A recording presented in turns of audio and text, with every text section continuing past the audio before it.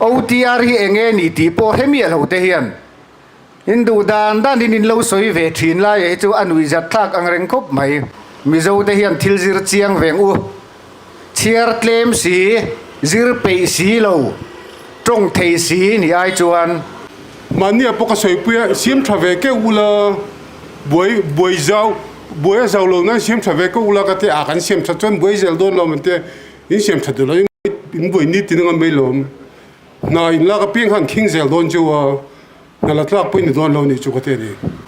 chu ta chon pumwan puya tu na ZPM MLA kom thang lo ko om khumi tu na kan CM political advisor te po khu MZP khoi to hlun nia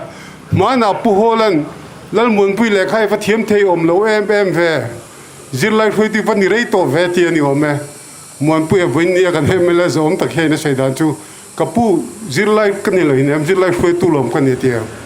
kan tran chu ni ti kha sheula tin vai laka vai ho poisa khon tu vai ti boi tu ini sakle lo ba kan politician ten poisa tamlu tu ka MLA an tringa an khana an poisa se na kham hulen le tura an korap char ang deu khan state danga chon an korap angai kan video nun hung ber khain lo en chuan MPSC na na lak chung changa MZP na an malak na tele an lungoi lo chante zirlai ta na hanon din chante kha kan muin karinga tun tuma chuan MZP te na an nor na kalpui mek na an thu soite kanon react thung don ani ti kha cheta ila pushriata te pon thu te pon soya chung te po chu ngai nom veu ti te po cheta ila pushriata kan mu dan chung sang te po kan soi tura ngai la thange kan ngai tha phe ngalang MPSC akan thil putte lamtir nan nili hetilai muna hian kan local khom to ama sain min support tu te tin kan thu le hla te min puan za sak thin tu chanchin bumi media te aspiram te le tilai zirlai local khom thin te chunga lom thu kan han soi ma sadua hei voin nia chuan in dan boi ngai loin MPSC lam ho tu te po anron lang lowa kan be sei na te kan ngen na te po min ngai tua sak chun rom zel kha kan be sei ni ti kan soi ma sadu ani kha kan riat the wangin ni mina MPSC in thu chu anron siam le a interview turte department of promotion turte ati khot lai chung chang anron tar langa ni heng thil de hi theng lo sela ani na turangin interview turte ahun taka interview thei sela tin promotion departmental promotion nei turte po hun tiam nei chunga ni wangin hanti wat se kan du em chu ti rual chuan an ni te hi kan du saklowa kan ngai saklo ni lovin hun lo la kal le zel tura MPSC thazok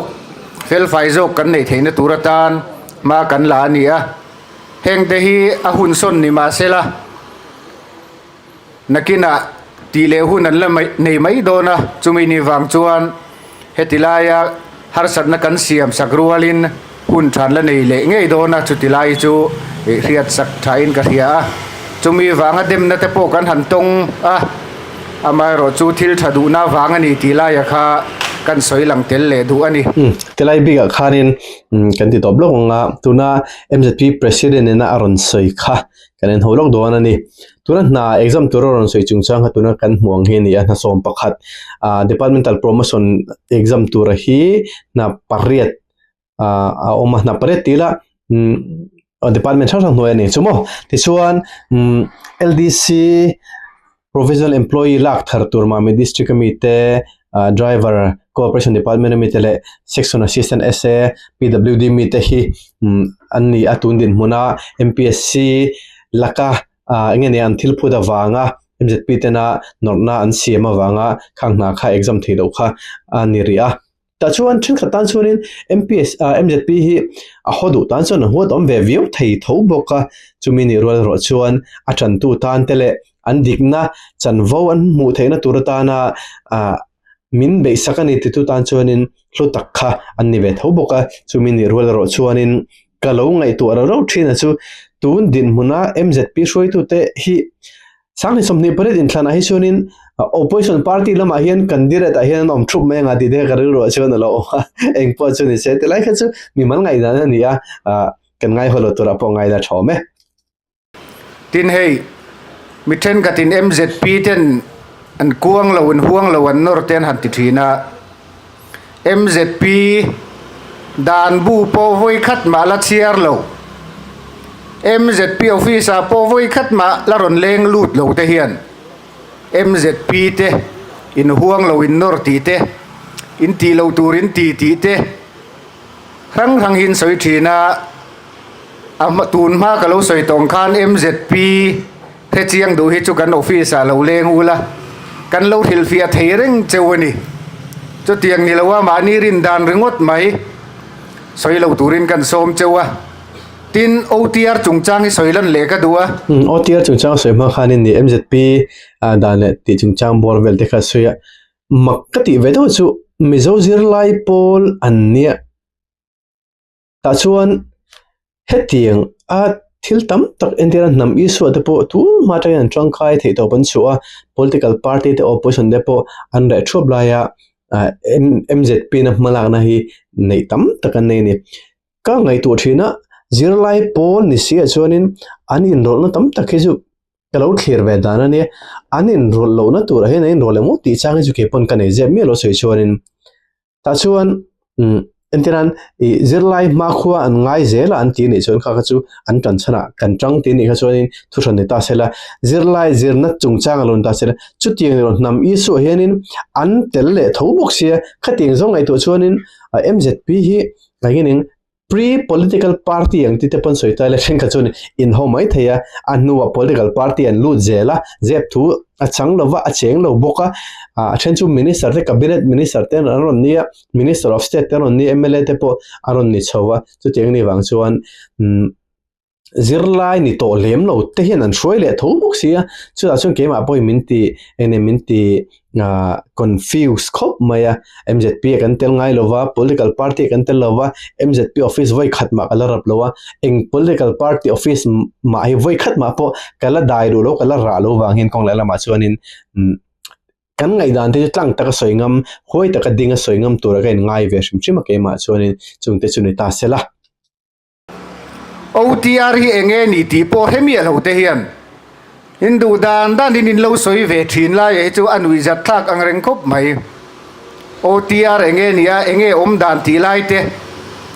eng tiang in nge Amazon dan le zir lai te na zong ten har sat nan nei dan ti lai hi kan khe chiang lem lo tlang kam ti mi soi zong hi amo kan ti ringot mai lai hi mi zo te hian thil zir chiang veng u chiar tlem si zir pe si lo trong thei si ni ai chuan zir pe chiar tam pe ahuna soi thei ni tum zo khela thain karing ti lai ka kan soi duwa ti lai ga chu a ho du ta jun ho thei view nia OTR hi one time registration te na ania ta chuan min na avadil don khan tuna MPSC noi bi ka hianin na sang la thin ta antiran na poimo heta na sang MCS te MIS te MPS te khatiang na sang group A group C thil sang na la na zong la tu ti la kan soi asolo tur angai ta la khatamin na avadil ve du khan MPSC no hian one time registration a documents te a pian le monate angeniang ba certificate document zong kha registration ati theita ne chuda eva register khanin na ivadil don ping khanin kha engite ka soyang kha application khan in register to wang khan nang ma khan eng na podil don tala khata I document mang khanin all sam ta khan na kha deal theita ne chanchu an mani noi ve ka MPSC noi ve ka min ani to wang khan ta chuan makati da wachu OTR an document submit hi update thei ti kha AI zona chana ni sia ta chuanin entiran BA local mek ta anua iron pasta MA BA is auto MA zira BA is like MA is like khan event register kan OTR a hen ideal thei to ikra jo to vain maro chu khami kar khan naila humai lova BA lo MA local le a MA chu to nu khanin iwa registration kha I update angai le tan update te po thei tho zel si lai nia lang se hianin OTR a boina lo tok te hi amak ti na chen chu ke ma chung ka nei thowa ti dik lo emo om emo midang in an ti dik thelai kar ti dik thelo big lo ni kha a graduate theu kha quality hi kanin nei hlem ni o ti thei te po ani nga la la na te po om tho ke ma na ke lo thler ve da na chun chu te lai chu zirlai ten kan shavek lo mai thei na zong ten kan shavek lo mai thei ta tak chuan department na thok tu te MPSC thok tu te kapu kapi chu ten kha teng chu ni hi aslot a hi document upload tur hi kazir chen chu ten kha di teng chu ni se om vek sir ang tin nge ning ti zona changte kan thret kha tha khop maya chu te lai chu kan lekha zirlai mek dil mek te khanin nangma ni le nangma ni khailin hai ko na chang kha in shit kha poi mon ti khanin bulhan tran tai la thome hei voin ni apu Hriata Chhangte ani hi voin party lama to ma se ukil ani angin aspirant tam takte alo tran pui to OTR chungchang apo ani point soi tur tam takte nen kan ringa tin neso kan vice chairman puri ki ate tin aspirant lama tangte point soi tur tam tak omin karing kan malak na alotlin ma hian chuan thei patop chuazel kan tumani ti la ya kha kan soi lang tel le du ani e khatira chira khanin nia kan malanga to a hlotlen ma chuna ti MPSC hanin ole kan lo siam re manga ti ta sela ta chuanin an thetinga an nor na hi an ti to mai tura chun han ngai taila karel ru pakhat lo ma chu hot thalo mangim chu ka shalowa MZP shoi tu te hianin ing izun nga nengo ti karel ru lom thlen tun ma te phei ka chuanin soi khatam thini vai na poisan content te kha ane turmi te poten ni thum ni ogasi som pakhat som pani ni thum an nuarta an office kal turan dangta ta chuan chung ko pa te pon ni karing chen khate chu chung ko din mun hi ngai tu om view mai lo mo lo ti da ngai dan te pa lo na yang nge ni opposition nama tang hianin an mong hi tu te hen om nge mani ti te po tong kam te hi chu an han om chho ve no ka eng po chu ni sela kan ram ta na tha a the to ban chuan hai chuanin an fak o mani an choi moi pon phung ngoya chumi ni ro ro chuan thil tam taka hi chuanin engeniang achin to khan nei te po hi tul na chen om ve thowa entiana tuna MPSC te po te khan na lak tur tam tak promotion kal tur tam tak kha som pakhat kha an han ti tang khang rangot lai te po hi a hotu tan chon MZP an a hot om ve don ti te po kha karel ro chuan lo om boka eng po chuni sela kan ngai thapang tu na thalai ron thuron soi tur hi mo voina MPSC chungchanga boina sang wangin hei zirline ha zong mek zinga mi kha kania zirline tamlak ai oin thu garan soido na di Mizoram mi puin kan shiat chien lo wa le kan boina kan shiat chien lo wangin zirlai na zong mek te hi hei tuna boina tok te social media le mun sha te dem na o ka le comment vela te ponin chu kan lo mun sa le me ma se hei kan shiat chien lo wangin anin ka shia point chen khatte ron soi tie ka duwa alang sar bera chuan OTR chungcha khan ya document submit kim lo ti ha kan thang loi ya submit kim lo ha submit kim lo ni lo in OTR file file lo va portal file file lo va submit kim thei lo zo kha kan nia submit du wanga submit kim lo ni lo in submit kim thei lo kan ni ti kha min lo ama sabera chuan lo shia ta tang ka lo du phoda midang shia ta tang ha ka lo du a chuan khatire khan submit kim thailo ni chun ngatinge MPSC in kalmai lo kapi kapu chu teng kha teng chu ni chu mi kham hina chu kan deal don kan document hi OTR hin kan submit kim thailo engte ti tur nge niang le ti na changa tinge kan zirai ta hin shet lo o karo ti a entiran a khola kha hei call thil te chu application thil te chu nor chang nei ni a internet chakle chaklo te pon thui ta kan nei the ta chuanin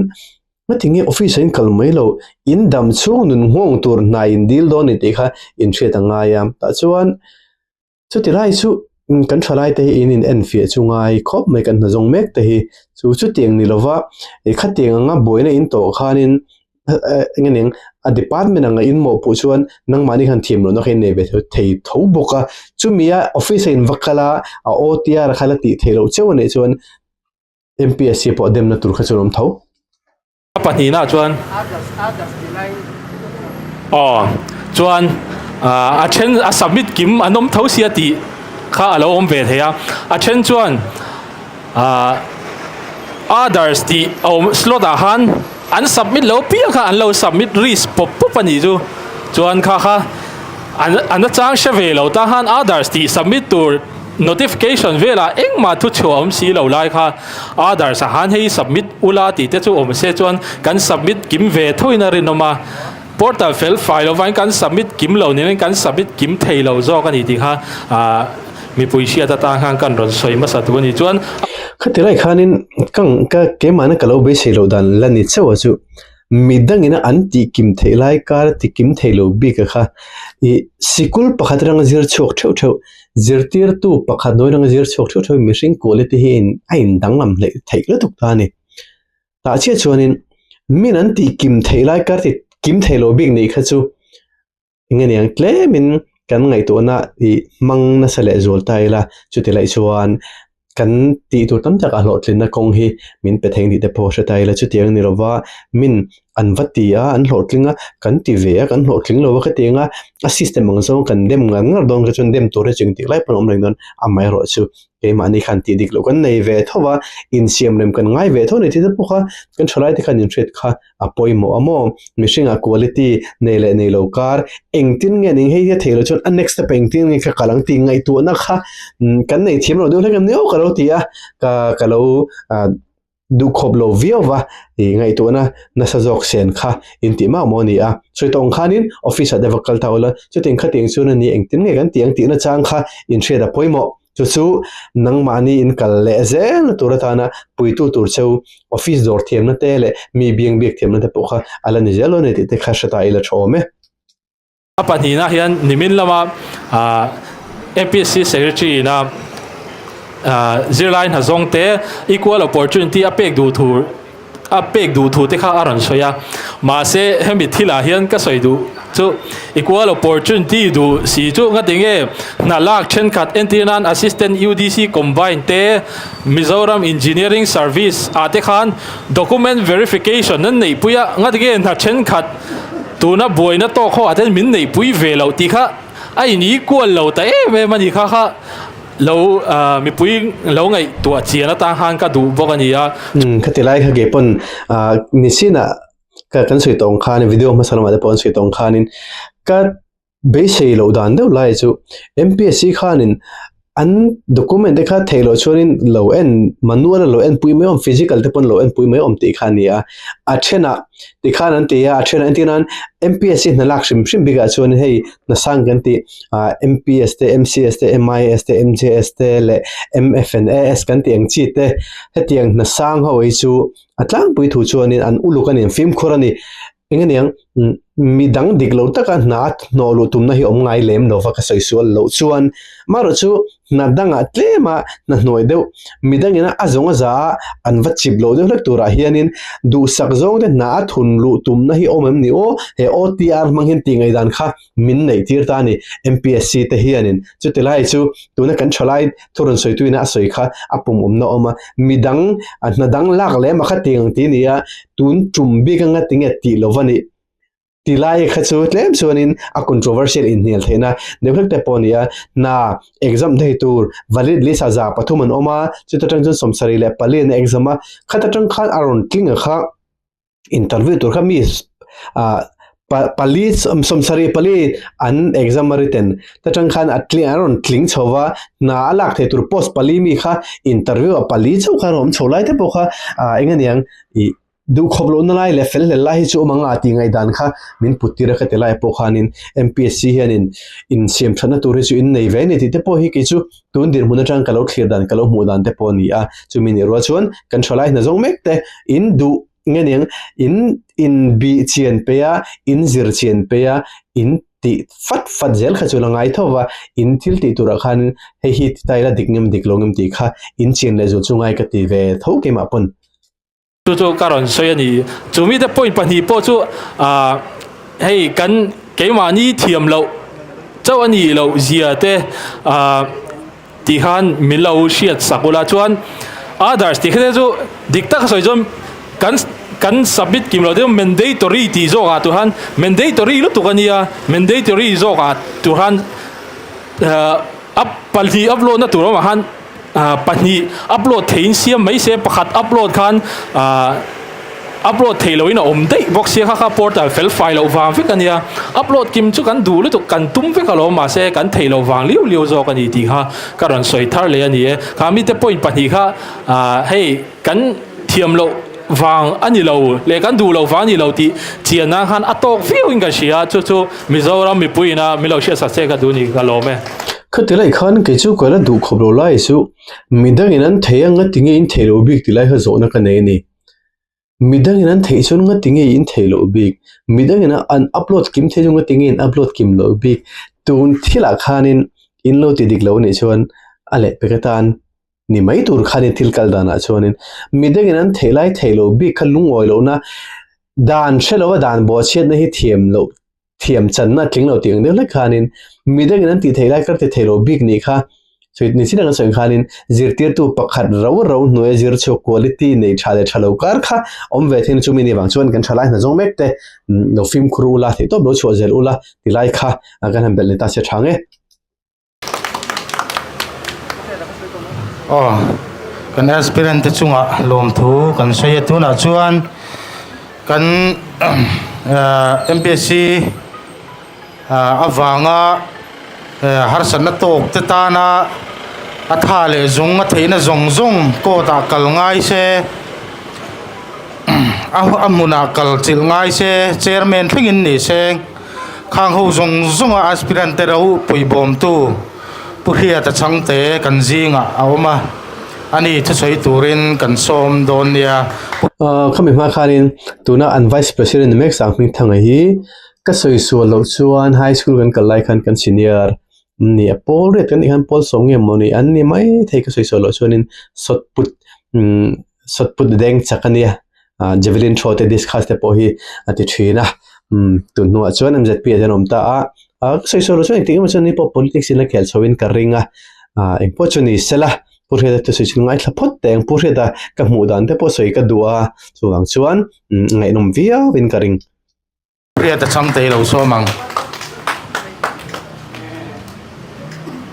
le vina hianin khita kongzo ngai FCRA 2026 laulo chunga kongzo te jinga frontela ngatinge lau silo izo mintia mizo Christian tran rolna lan tir do da wangin laulo chung phur de wing karon zone ya ka tia ka chaw do lek to ka kevel makina ka se re do chung ka thut in pa sakula vania karon kal chan hi kan soi lo nga MZP ka mudan le MPSC ka mudan hoi de wing ka soinga ka ma aspirant soi kha ka boy pu wangin kha an problem ni ta ne kan khia tur ju MPSC ho tu te chapo wang mai me ne mania poka soi pu sim thave ke ula boy zau lo na sim thave ke ula ka te akan sim tha chon boy zel don lo mate in sim tha lo in boy ni tin ngam mai lo na in la ka ping han king zel don ju na la tla pu ni don lo ni chu ka te ni ZPM kan ni khan soi lo ka vena po ZPM lukhum ne na kong zongat kan ni ki ma du check ning ka ZPM ko som na la ri lo leng hala ka phur the ke chu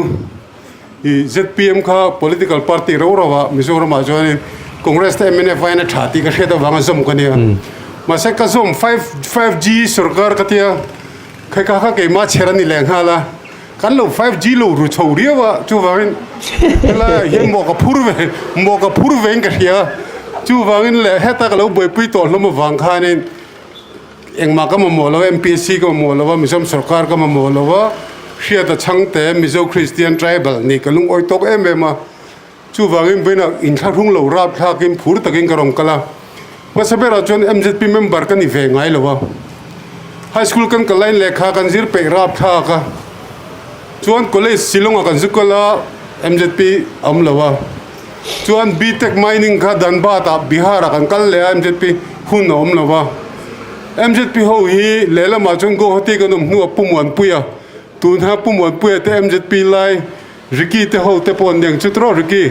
te ho kha go hoti kan lai ne song in rong kal thina ni chu ta chuan pumwan puya tuna ZPM MLA kom thang lo ko om khumi tuna kan CM political advisor te po khu MZP khoi to hlun nia mana pu holan lal mun pui le khai fa thiam thei om lo em ve zir lai khoi ti pani rei to ve ti ani wa me mon pui vin nia kan MLA zom ta khe na sai dan chu kapu zir lai kan ni lo hin em zir lai khoi tu lom kan ni ti angoi ma kan ni pu hola po kha Kadur ni MZP mizo zirlai pol ti ni mizo zirlai shoi tu ni ta se mizo zirlai shoi tu MZH ni ta se uncle dani chu dik zok dai tur ni ya ma se MZP mizo zirlai pol ni chonin zirlai ni to lo nu bi fanau nei de du to in kai koi ve di de to te pon ni thoin karinga tu na an shoi tu te le shoi tu kal sok ta te po kha chuteng zong ngai to chonin MZP hi mizo zirlai pola zirlai ni to lem lo nan shoi lai le political platform pre political party kan manga hi hetila hi chu mang fu chuan mang fu ne maro chu politics kan khel tumna wangle mi pui shet kan ni tumna ta na kan manga ni chuanin man chol thena lai o manga man tang kai thena lai po tam tak omin kan ringa ZPM hian lo 5G vak lo hatiang chi ta po kha an ni zatlak ve pu she da hi mi pakhat hi chu ni ve shima mi hoishin takaniang mani ngai dan chu soitop zelmai nia mani ngai dan ni lo po soitop zelmai nia ke mana kalo mu dana chun pusheta nitaya chun ge chu politics alu lo hian entianan I tunang din huna hian isu sang sang hianin eng tan po eng party po ni sela eng NGO organization sang tan po ni sela ronding thin ta sela mi pui hian kan thlir dan da ni sang taka kan da karinga amaro chu politics aten oma achangin party chen khata ten online party dang soi chia party dang nom nuin party dang soi chele china khating ni chun min milelo thu angeneng thumum thubul thubal nei lova kan ngai thei tur thil hi aum tlata chutilai chuanin amma paro pui takani na hi atinep ve the moti ngai dan te pokalo neya chungte chu ti hian political party omlo hianin issue sang hian on out in sela chuanin mi pui hian kan chan tur hi ni amaro chu political party chuan chan lam nei lo angpon lang ma sel chan lam nei angalan zel kha ani to vain khatilai kha chu kan thathiam tur angai taila a thome chu wangin voin china rikiren se fian khan MZP te hi dem lawangu MZP te MNE boy kan re nu pe chuan vai ho te mizorama in kharung me lo sapatal vel tur veng tu ania an ropi ni ti kha ka sei du ni MZP te hem vai ho ke te kha ra sak thin lo sela chonin tro remlot MZP ho khom lo se chuan vai ho hi an pong por don lu tuk ti kha shela chu MZP ni ve ngai lo khan MZP ke chu ka trana kai mang ve vak lem lo kan upa ve tan to maro chu tun isu hian MZP te hi ka tan ngoi awang chu tu na se khan hemi khe sa hi boi pui tu te zinga mi MZP ho benga thlen ma kan sarkar khoi tu te po kan ZPM WhatsApp group te po lo ti to kania an ngoi deu thuplom sia a mingin advisor ve me kania dak thei deu la junior deu kon ringota tere hati toblo a chu soi khi he telam camera lam kharon hoi ta thinlo por he da hi eng po chuni sela aron se khanin vai in luling turte khap tu an ni an ke lo ra sak tu ni MZP hi atia soya kong la ma chonin adikani amai ro chu ta chonin article 371 g te kan nei ta ke ma ni special provision in the constitution in whom him na dan de kan lo nei ta ni khatilai kha ani nang ta ka mang tur khanin kan ministry kal to te khanin diktak chuan khang vai te la kai mo thil thang changa lok na sumle pai mu te du na diklel fel lela ti du na thil tam takhi aw mani nga ti ngai dan om the chu mi ni ro lo chun mi zo thi sum hi kan no du tu kha diklo fel lel po sumle pai mu dan ni hi chuan in poi kan te thin no khanin vai te khain luling ta ni chutiang zong chutun ma tang to panani MZP te ju khateng thila ka chon an tangkai thlot ani zirlai pol anni kan ti chung hianin nam isu ale kan ramta na thalo tur hi chuanin ato khir berber te jing mi hin nia ta chuanin sarkar hian dan an nei tho si ngatinga sarkar hian dan ang thlapin thil hi ati mailo ngatinga hoisin takena kalmai thin lo dan in nga tur tlo chan tura nei si ti te po hi ke chu karil ru alo oma po chu ni sela hun alo kalanga sarkar thar kan nei hianin hoi te kena kalpui zel donam ti te po kan enanga akal pui ngam lo ani chuan Mizoram a hian political party thar hlaki alading le mayanga ti te po ril ru chu no oma heta Nepal lang de te pon mo thalai beidong ngai na hra to lo politician de du khop lo te hi anna au chu lang ti te po hi thilom thei tak te ponin ka hria ti vak thei ka nei lawa chu vai hei hi heta MZP ina an boi pui ma po khan puram ru te ron kal ma po khan kalo zukal to ni chuan MZP kha ka soeng khanin an poi mo na kha zirlai po ni to si lo an ti kha zirlai tak tak le khazir pe tak tak ta na khoi thei lo mak ngai to tan MZP ang si pol khoi thei lo MZP khoi to chen hei chu amhingin LLB ten admit veni lo chuan ti thei lo ti ka soi duwa chu van MZP kha tongpong dem ngut lo bangu ni sana po Facebook a karon chana MZP ho kha avala chan chu enge an issue point felo MZP ho hui chu achiti khati intilai runga thina a tak tak a chon mizo te hian social media page onin a issue felo hian a comment tu nung ber hisab comment vering nam kan ne kan ro pi lo chu van MZP te kha lo in thung lo la nang nin in ti lovin ti tu tu nam lo congress foi tu thren khadar on kal anti don tak tak lo MNF pon on kal anti don tak tak lo ZPM phe chu om thu pi la thajok tu ne ke ZPM ai ong de ni che lo ke mai ma a ka ron kala chu wangin kan soi du lai taka chu MZP de kha in thung su khai o kan tan chu ni ti kha fiaula tin khadele khan ti top lengai pure de soi kha dikhop me heting thila hianin ani taka chunin MZP hi au lo hian opposition de au zok ta sela mi puite la ka hian an tan zok tur hi ni thina ta chuan political party la party in be a reality in be tur thil kha ni theita ni ta chuanin tina tun den mun opposition ngan thria MNF le congress te ron auta se ani te tangrolin heng thila te heng isu ate hin anar kai tu mala tu han ni sela MZP te ma a hian kal thin sela chuanin tam taka chuan mi puina an thil do ti du dana kha kan ril ruwa ahlana theita ni amai ro chu opposition atang hian MZP te hi tiro utia financial support polo petu te po thilom theite chu ne ve the thawa awme ka tilova ta chuan chu tiang ang thilte alo ni chuan kan ai wen an kala lom na ken an ni hi kan party a in thandona kan lom lu da kan ai an ding don tu na tri an lo ti sa hi thae an mani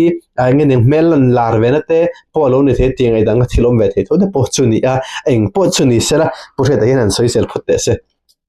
vai laka vai ho paisa khon tu vai ti boi tu ini sakle lowa tu na tan tu ni so phe chon kan ram le nam kai foi tu tur kan officer tan na lak na ani group B gazetted le group A lak na te ni awangin aro pi katia ta khanin ni sen ron soi kha in long ngai thlam manem o ni ja thla de pure tan ron soi kha vai la ga paisa khon tu ni satli ro di lai kha ngai thlale lok teng an officer tan na lak na ani ngaro ala thleng phalo la pure de thil soi hi an ni ja thlak thei tlat vai laka vai ho paisa khon tu vai ti boi tu ini sakle lowa katilai kain lo ngai thlafu fem vai te boi tu vai la ga paisa khon tu ni satli lo wa anti ngwa da po chu an kontrin ti kha ron sai zo ta vek mai bok si mi thuru ki pure de soi vak zela tu na tan tu ni so phe chon kan ram le nam kai foi tu tur kan officer tan na lak na ani group B gazetted le group A lak na te ni awangin aro pi katia tin MPSC ka lut vele lokanga chu MZP ka tan dana ni tu ni so chon ka tan full top 101% in ka tan ani one time registration khan kena karon senga top na chon MPSC ve thung hi sang kha zakwa som ko pakhada din ani wam taka he keini ke hi kum thum ka thok ve to mizom sarkara sang kha zakwa som riat pakwa changa kuan ni inkar kan online MPSC lom lo ni na dil ta khan all mei khoba keini engineer ho pe chu kan zir chuan na ka mizom sarkara tan kumnga na ka thokang ti intiam ka kan lan ni zuya naom lo jen le mundanga kal du kan ti khan kalan phal lo zo kane chu wangin ke pe chu kan na dil dang ka soilo ka nga pulal than hola serchi paron kala kanuing puhol hei ka fa pa hen engamunia pa suak vea an na thau tu ngai to sapte atia puhol an enge I pa chua chu tiam ka sila khoi angai tho the anga tia industry sa ka pu ko thok the ang ka tia application check rote to the Honorable Chief Minister Mizoram Aizol Camp Serchip application for appropriate post. Now, narem chang kan dil to kan mu ve meni. Chuti lai chuan MPSC lom lova ala thing ani. Maro chu alo chang kang chho zela sang ni le panga vel khan MPSC hian in interview board member akaron chang vel thung ani. MPSC ka san chu MPSC hian fair meni. Mi state danga le central ka kalna ka soi thina po Mizoram achuan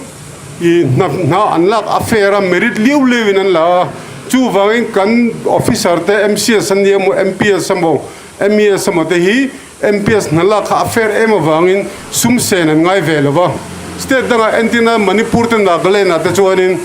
merit ta khan an min kha ma sela an public service commission ve khat poisa pek turan nei lo chuan appointment order chok lo top meni chung ho chu an tin moni nuai som ni an nazir khan lo pe thein lo chok bon sela an poisa pe ka ei rukin an rul le ngai ngal thim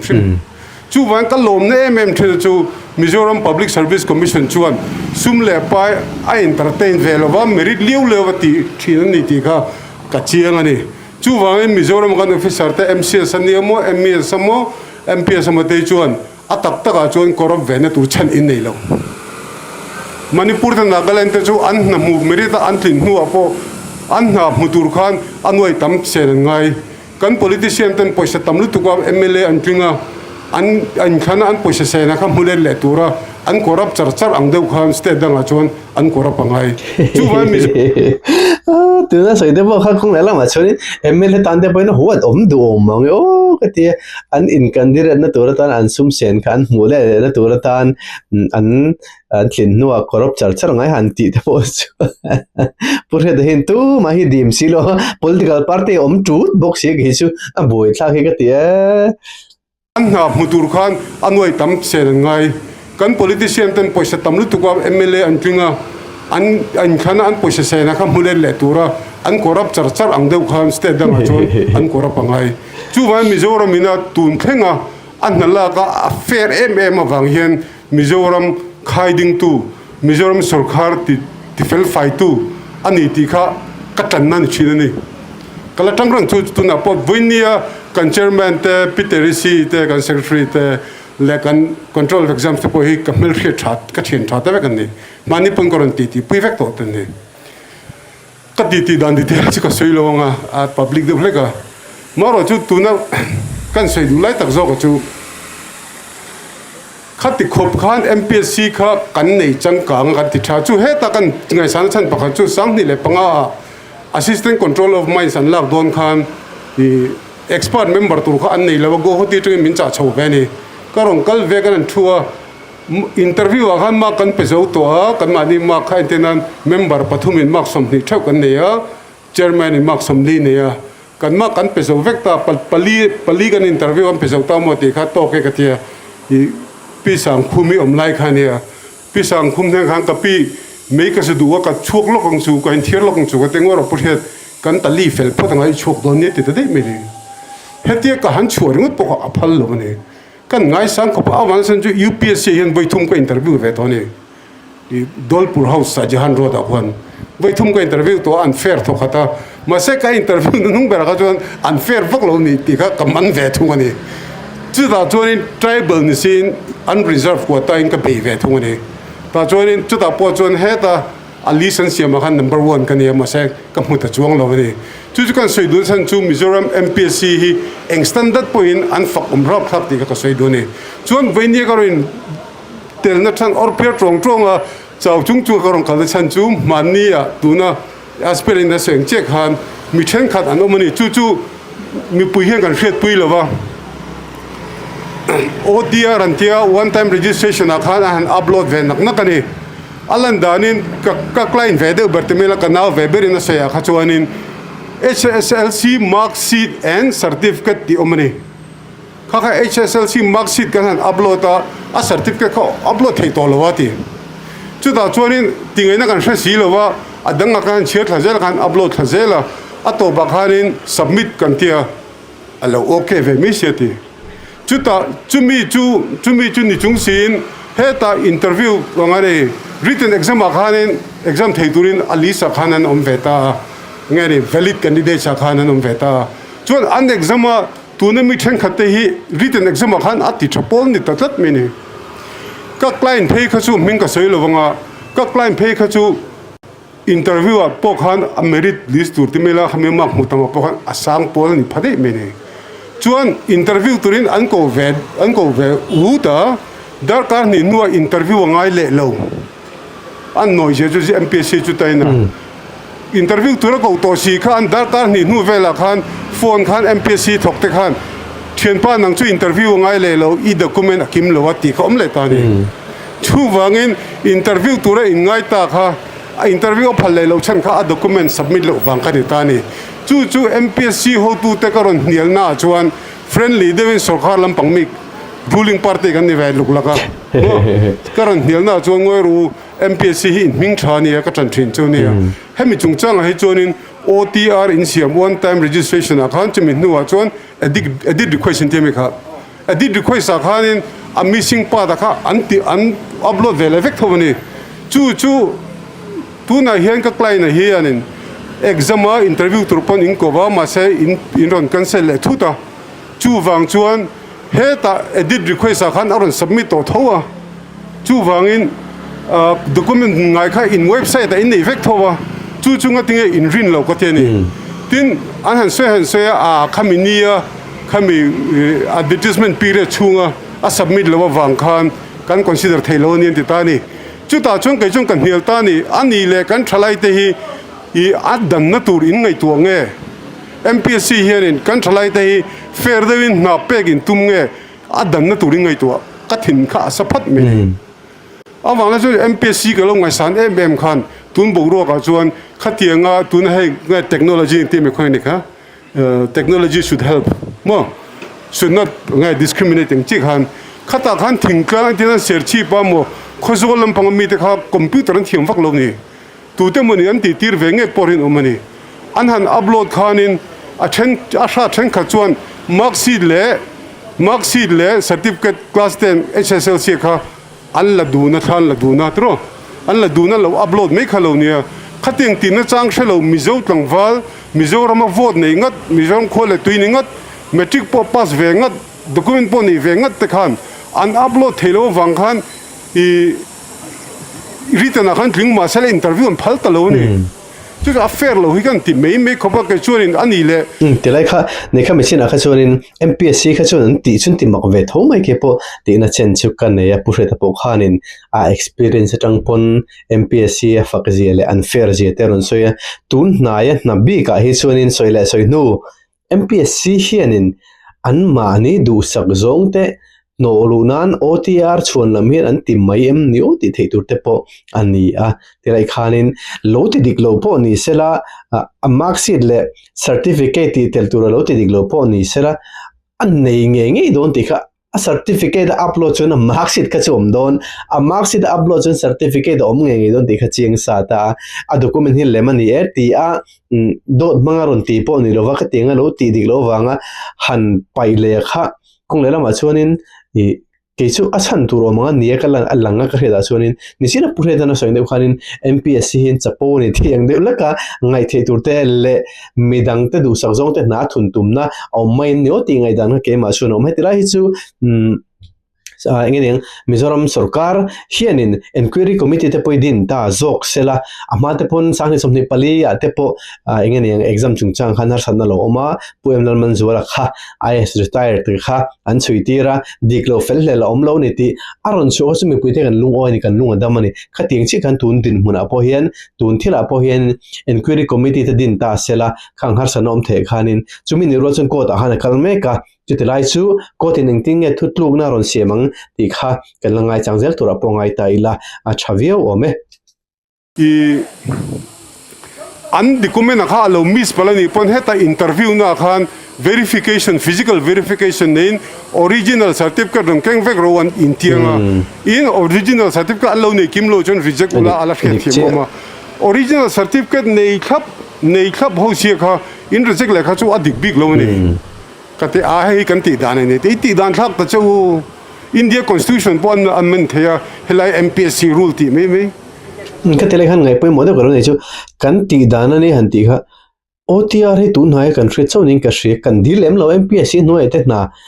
ka chiang mai lo wa ma ro chu heti har sanna om ta kai chun tun mai na lo mang em ka shelo khong em comment a mi lo hril taula lo mang ni ta se har sanna to kan mi lo ti na em ni boru ka ron ir chu om si lo wa ani lo mai theya physical documente xerox copy attest copy and submit in karinga vethen tun ma de chuanin chuting telon ta tun nuwa khovel chang kan na digital khovel a kanom ta ka banyo ti hian ro man ta ron siam ta ta chuan OTR te ron chok ta a tilai khanin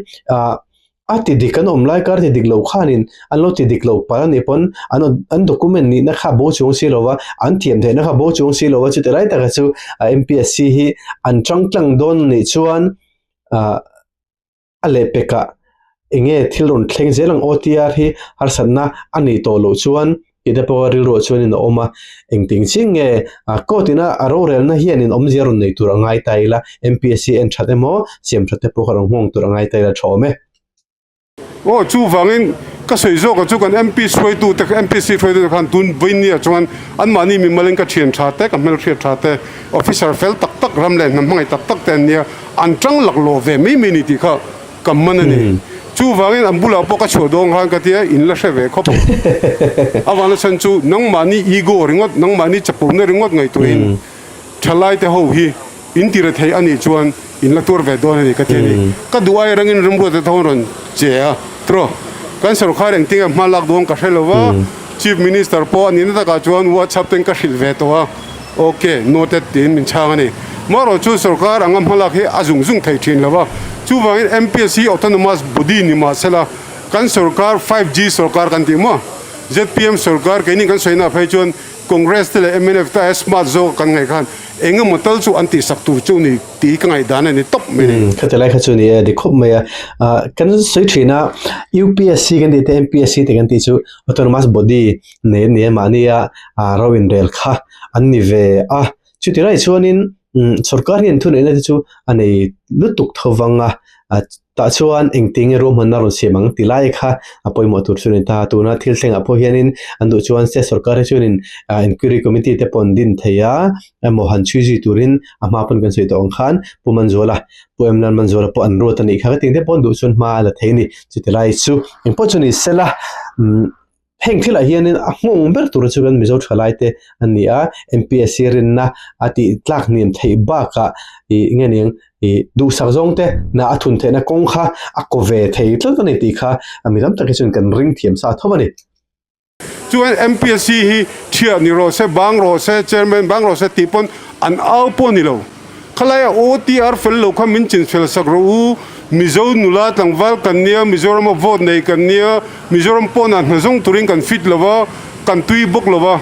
chu wangin helaya hi chuarin kanin namlu na turi mingai to sakrun ti tani manne kan hel na chuan purhiat hei hi chu midang te tan anadona engen na tu written a tling chok kha written a po tling tha ho chok kha interview wen ko dona written a antlin phot lo te chuan interview wen ko don lo chu wangin helama lo fill up lo phakar thiam deu mo mi lo zot kol pe deu ho te tan chok kha ni no kha ha engel lo na trum ka thiani chu wangin vinya ka soi jok dulai taka chu karulu ka VMM lai chu kan MPSC hi har thek sela ni tak mo tin alo ni tak hi chu tiang chuan ka han siam tha nge he ta edit request om to zong zong pe ka chu ining lo tur ni ngai in interview thei tur ni ti kha ani ta ni tuna ka client pe chu pathum exam ni ani to ni written avain pali exam to pakhata po chu atlinga interview an nola ngene ab document submit lo wangin written up pathum ati to khati tha in ti ta chuan lo tling lai ta se interview thei lo lai don ti na ni khami ni si chuan a interview ve thei dan tur khanga tinga mingai to saklo ka te ni chu wangin MPSC hi kan try te friendly user friendly ani tur ni an har satna kha sol fatum tur ni logic dewa all sam dewa kan soit kai le lok du chu written exam in phalkha atlinga ti thani chon khami a document pakha submit lo wa rongot khana mo anei thoni chon submit la me dona anh đi chuan in reject humanitarian ground pot adik lo ni ka te ni chu an pom thei lo te ni chuan puthian min kheng zel don chen an te khong in min hra thiam ro helai hi chuan in phan hnuam be hlek lo ka te in phan hnuai kha enge ni ACR chetur an ngai nge ni ka hra thiam lo khalai kha kha thade bin ti sela chuan in kan 5G sarkar po kan vung le zol tur ni chu wang eng tin nge kan sarkarin malak don ka hrelowa chuan kan kal chho tur ngai la tin ni zana MPSC na an thu chwa karilu tin na le tu ma karilu tin na le tu chu khami akhanin tuna puram ro na sai interview turte angai ni exam turte po pending don na tia khang ta khan china ron sei tong khan lo thra thiam lok ro kan ram le nam khoi thilani công chia thì về lại hiện chẳng càng đấy dọc bên con bưởi này công chia đấy chú rùa sura xiêm leng á phân cần đi lăng central rank xiêm leng mấy đôi na cần giữ lại đó chuan ăn kê ăn lâu đôi này chú vangin exam khai in phal này tổ chuan written khai in phal này tổ chuan khami paper kim lo vangut khan an dang tur này lâu thế lấy cái thì tổ bằng ai ni pushe da soi kha pomum khop maya written exam man phal to wa ta khan nga tinge document kha an check lo ti na ni o kalo ti ni MPSC lam khan document check sela a valid list a khan an tel sia written exam thei sia nang chu I document a kim lo wa written exam thei lo I submit dana kim lo wa ti se o ni hi kalo ti kim lo han ti mai do ne ma ro chu written exam tir to wa interview turin an dule box zero like chu midang te tana na no lu na kongrem chang hi MPSC hina ngai tu tamaim ni o ti ngai dan hi ki chu kan nei len berte jingami anita ni isuan in siam le man tre han tol rut tre lai te ka chu kong le rama chun ken lo ti dik lo ni hi khol thil te lo ni a chu wang chuan in chu teng ka ting ro se ti mai om khani a ke ma chu ka mu dan chu MPSC zok hianin andu sak zong te fair lo ni anga soi thei tu ni silowa na thun lun tum ni a hin ke chu ka ngai thata chu ti lai chu MPSC lam tang pon comment nge he ta ula ka du khop mai a kha chiang a thiam zok te pu khanin comment min lo pe ta u ani lo chuan paper kim wang an dang ani chuan